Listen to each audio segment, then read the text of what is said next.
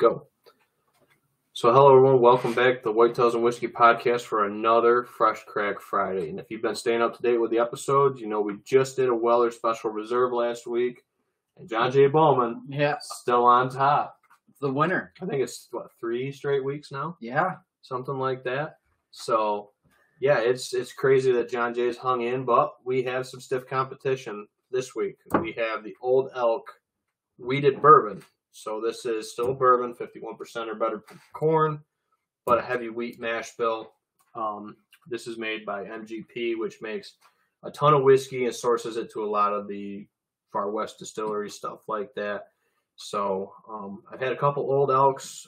Keith tried my single barrel Old Elk, which he really liked it. Yeah, that hit a spot for me. I really enjoyed that one. So I think it might be a little bit more scotchy is why. I think it is. That kind of smokiness that it had, that heavier barrel, but it's 118 proof. So it's a little bit hotter, but doesn't drink like 118. It didn't at all. I mean, the initial taste was super flavorful. It wasn't just, like I was saying when we tried it, it wasn't just alcohol hitting you in the face. Yeah. A lot of flavor there. So I'm really excited for this Old Elk after that. The other one set the bar kind of high. It honestly did. So I'm expecting big things out of this, and it might take down the John Jay. So actually, this was a comment on one of the TikTok videos that why don't you put the Old Elk wheated in for your wheated bourbon? And I'm like, well, I'm trying to make a budget bar list. Old Elk wheated typically isn't that much of a budget one around us. It's usually like a 65, 60. I think this one, my buddy, I traded for this bottle. But he said I think he bought it for $69 up near Watertown, New York. So a little bit north of us. So I haven't priced one out around here, but I think around $60 is where I've seen them. Okay. So same price point as the Bowman. And you can find these around. So not super rare or anything like that. Not super hard to find. I mean, you might have to go a couple places, but they're around. Nice. So, and again, we're trying to unseat the Bowman with another weeder. This one's from Colorado? Yep. Bottled in Colorado. I don't know. I know they distill it in Indiana. Okay. But I don't know if they age it. It says bottled Old Elk Distillery in Fort Collins, Colorado. So I don't know if they barrel it out there in Colorado. I have to do a little bit of that. But a little fresh crack review for you guys on Friday. So quiet on the set for the cork pop. Old Elk always has solid cork pops. That was a good one. Solid cork pops for the Old Elk. How's it smell? Smells like a weeder. The weeders have their own smell. So, and the cool thing about this is if you guys have seen it down here hiding by the laptop, we're going to put it through the Old Elk signature pourer head to put her in. That is fancy right there. Yep. So if you're pouring Old Elk, you got to pour it out of the Old Elk head. I got to be careful not to dump it because this is a brand new full bottle. So you're going to come right out of his face. Yep, comes right out the mouth. It does, comes right out of the mouth. So I'll let you pour that because I'm not supposed to be doing anything with this right hand. Oh, all right. How much do you want? Oh, just a tasting like we normally do. I trust you. See how fast it comes out the mouth here. It pours legit. I mean, yeah, that pours actually pretty easy. Yeah, it pours really nice. Looks kind of neat at the same time. So, and the Old Elk wheated. See if it can unseat the Bowman.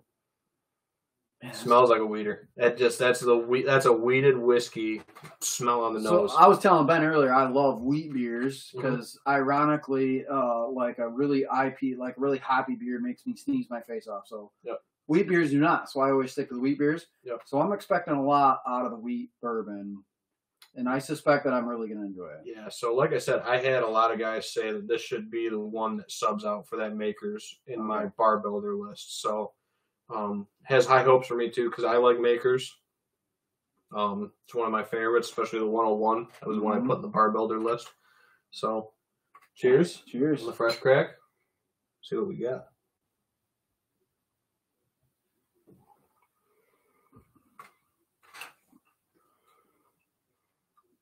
That is smooth. Easy going. Super easy. That is really smooth. Super easy. 92 on the proof. That doesn't drink like a 92 to me. It drinks a lot lighter than 92. It really does. So I'm just going to read the little tag. Award-winning spirits from their award-winning lineup. Nothing really about the Old Elk bottle or anything, just about the thing. So this is a 5-year-old. So I would think, and this is just me personally, for a $60 bottle, I would want to see a little bit more age than 5 years. I was surprised when I read that before we started that it was a 5-year. Mm-hmm. And honestly, I think it drinks like a 5-year. Mm-hmm. It drinks a little bit smooth but harsh. Like there's not as much rounded out flavors. There's not a lot of complexity. Like you got a lot more definitely out of that. I think that was a 9-year, that single barrel. Okay. So this doesn't feel, I guess this doesn't taste as refined as a 10-year. Mm-hmm. It's not as complex as it's going through from Yep. that initial taste as it kind of washes through your mouth and goes to the back of your throat. It's not changing flavor a lot to me. It's consistent, easygoing. Yeah. Like it tastes, it sounds real stereotypical, but it just tastes like a weeder. It tastes like, probably, I would be curious to put this right next to a regular Maker's right now and tell the difference. I really enjoy this for just something to sip on. Yep. It's not harsh. It's not hitting you in the face with the alcohol. It's really smooth. Yep. It's really, really smooth. It's not burning your lips or anything crazy like that. And the flavor is really good, especially if anyone watching likes good, simple flavor. Yeah, it's there. Yep. Nothing to bash it at all. Really. Where it falls short, I think, is the price point for what it is.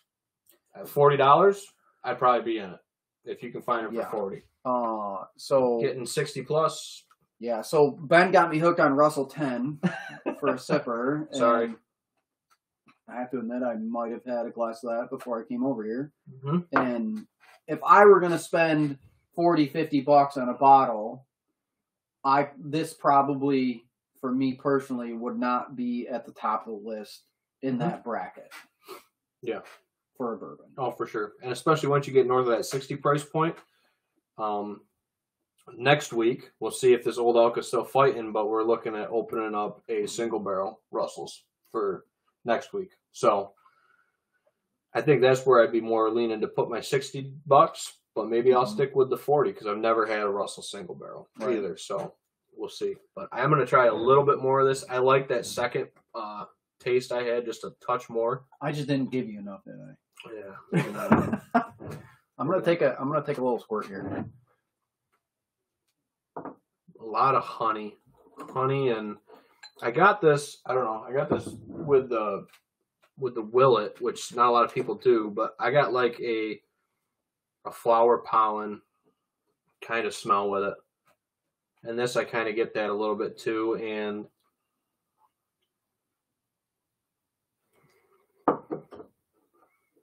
almost like sounds weird, but like a hayloft. So like a barn hayloft. We're so far away from each other on this one. So like I feel like I'm in 4th grade again right now. When you guys are in 4th grade drawing pictures with markers and you're sniffing too much of that marker as you're filling everything in. Yep.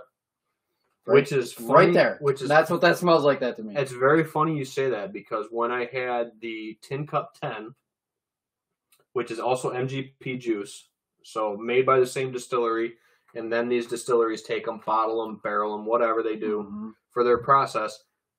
That was what I literally said that. And Hannah's like, you can't say that on your YouTube video. I'm like, it smells like a grape marker. It smells like one of those scented markers.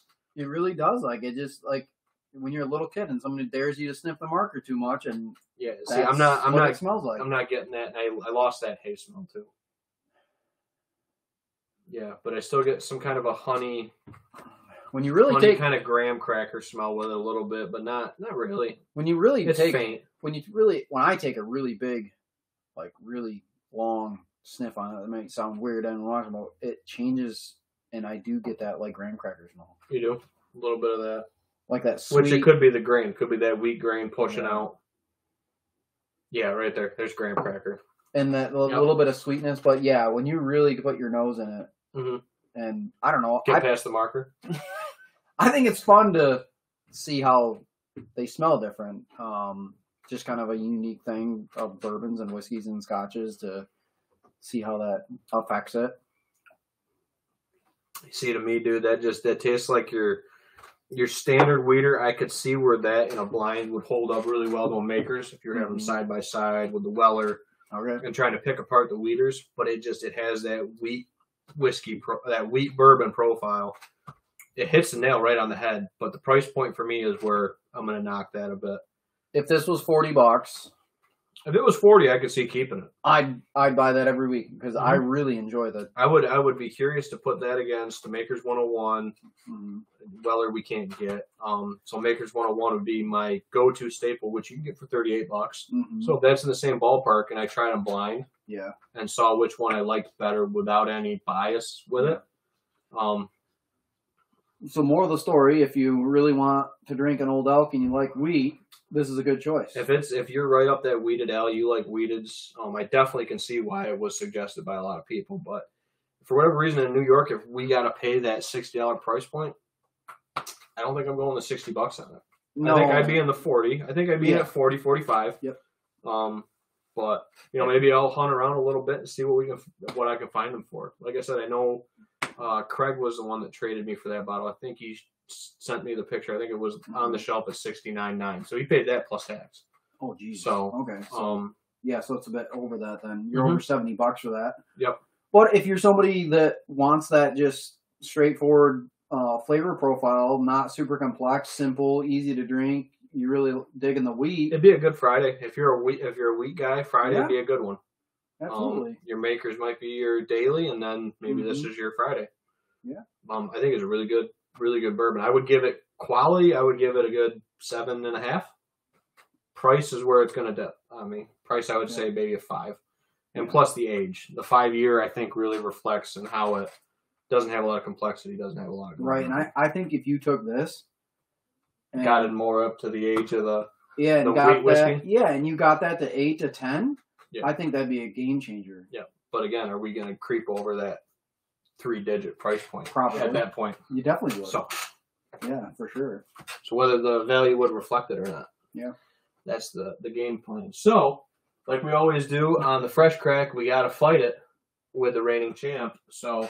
Right here, front and center on the newly designed, I don't know if you guys, it might be kind of hard to see, but I put a couple wooden boxes in there, got the display up so you can actually see what you're picking out, not have to shuffle bottles all over the place. If you can't see it, it looks really freaking cool. It ended up coming out really nice. So the undefeated, currently, John J. Bowman single barrel, which, man, it hasn't really even been close. Weller was pretty close, but we couldn't find it, so we gave the nod to Bowman. Yeah. Because you can find it in some stores, more than others. I should have looked where I got that Old Elk wheat whiskey and see if they had it up there, more toward Webster and stuff like that when I went up to Baytown. But, we'll see. I know they're getting the small batch. They ordered a bunch of it at K&M in Newark. So they'll be getting the small batch in. So we'll see how it compares to the single barrel. Maybe that's one we should do in an upcoming one, too. If it hangs on, if it beats the Old Elk today, we'll see if it fights the Russells. Mm-hmm. And if it still keeps going, we might just have to throw it up against the small batch. The Bowman versus Bowman. The Bowman versus Bowman. The Bowman battle. The Bowman battle. So we're going to put the Bowman up against it and see. 2 fresh glasses. To be fair. You have to be fair. To be fair. We'll see if I'm getting better with pouring on my left hand. You need help? Nope. Little half-ounce pours. Little. We got to keep our palates, fair. We're not here to drink. We're here to. Well, we are here to drink. But have a little fun. Have a little fun and help you guys try to pick these bottles apart. And again, fight with what we've been digging and what keeps just winning. The darn Bowman just keeps winning. Keeps chugging along. And we'll see. Maybe the Old Elk Wheated will take her down. So we got Elk versus John J. Bowman. Every time I pick a glass up of this, I get excited. Man, dude, it's just honey. It's just so sweet smelling on the nose. It's just great. It's like a glass of awesomeness. I got to go between the two to smell them. gotta smell between the two. They definitely smell way different. Oh, super different. It's like complete ends of the spectrum different. So going back and forth between them, that hay came back out in the elk. That kind of hay loft. But dude, that's like honey sweet. Yeah. Like sweet. That's your clover blossom sweet. I said flower pollen with that one, but this is like clover blossom, apple blossom. Yeah. Sweet honey. It's a damn good, and maybe we just got a really nice single barrel. We got lucky. Might have got lucky. You know, if we find another one, we'll be double lucky. But God, I can't you can't beat it. I can't get over how good that is. I don't even think I need to go back to the elk.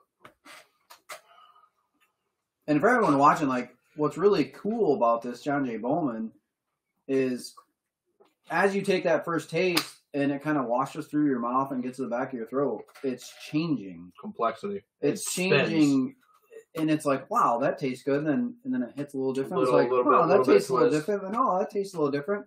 Yeah. And it's not a bad different. It's like very complex in the flavor of how that kind of flavor profile changes as you're drinking it. And what's cool about this one, I think, too, is you take a sip of this and you sit here for a minute and you can still taste it. It's still got a lot of nice oily mouth flavor with it. Still right there in the back of your mouth. And again, proof wise, they're gonna be well, the Bowman comes in a little bit hotter at 100 versus the 92